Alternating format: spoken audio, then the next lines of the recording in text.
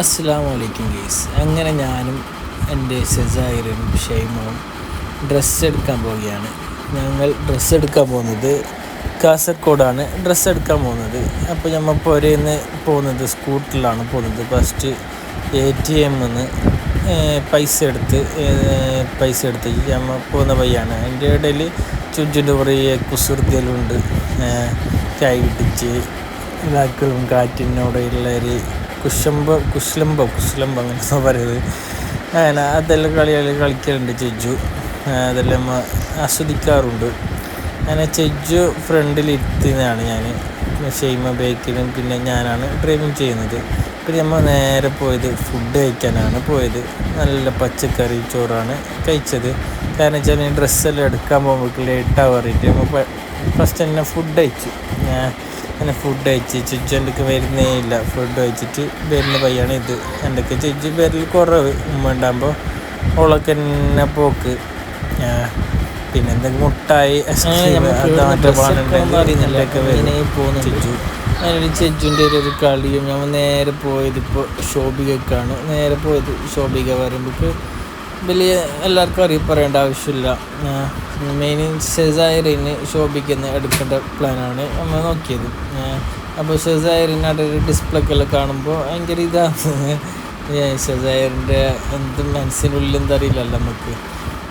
ഇത്ത പറഞ്ഞിട്ട് ഷെയ്ക്കാൻ്റെല്ലാം കൊടുക്കാൻ പോകുന്നു, ടാറ്റ പറയുന്നു, ഡ്രസ്സെല്ലാം നോക്കുന്നു. ഇതെല്ലാം അത് ചെക്കാക്കുന്നുണ്ട്. ശരി ഡ്രസ്സ് വാങ്ങുന്നുണ്ടായിരുന്നു. അങ്ങനെ നമ്മൾ ഷോപ്പിൽ നേരെ വിട്ടു.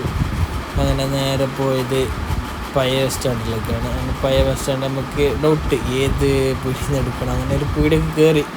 നമ്മൾ തന്നെ ഒരു ബ്രദറിൻ്റെ ഒരു പീടിയൊക്കെ കയറി. അവിടുന്ന് സെസാറിൻ്റെ ചെറിയ ഒരു കുശുമ്പാണ്.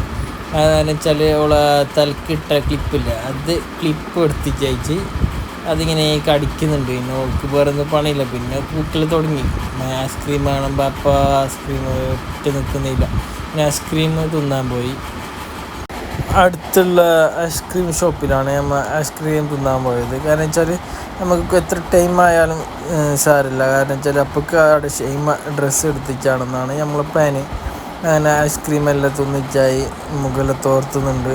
അത്ര ഓള് മാത്രമാണ് ഇപ്പോൾ ഐസ്ക്രീം തിന്നത്. കാരണം വെച്ചാൽ കുറച്ച് കഴിഞ്ഞിട്ട് എനിക്ക് ഓൾക്ക് തിന്നാനുള്ള ചെറിയൊരു പ്ലാനാണ്. അങ്ങനെ ഡ്രസ്സ് എല്ലായിടത്തും നോക്കി ലാസ്റ്റ് എത്തിയത് ശരി 2-3 ഷോപ്പിൽ കയറിയിട്ട് ലാസ്റ്റ് എത്തിയത് ഈ ഷോപ്പ്.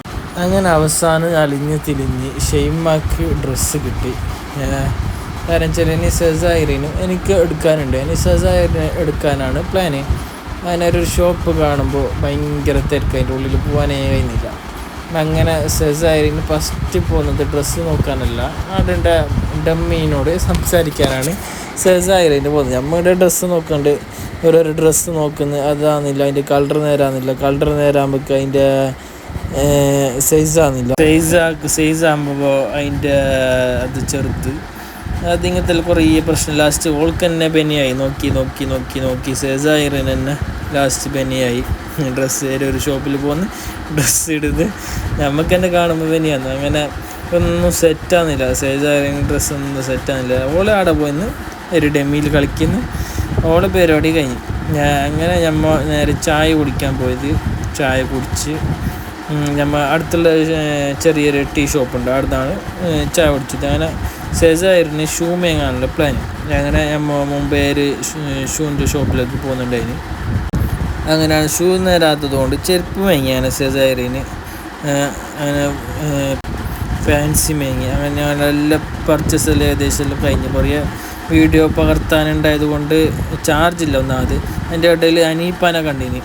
അനീപ്പാടെ ഉണ്ടായിന് ഇങ്ങനെ ഓളെ കൊണ്ടും മോനെ കൊണ്ടും ഇങ്ങനെ തരുന്നുണ്ടായിന്.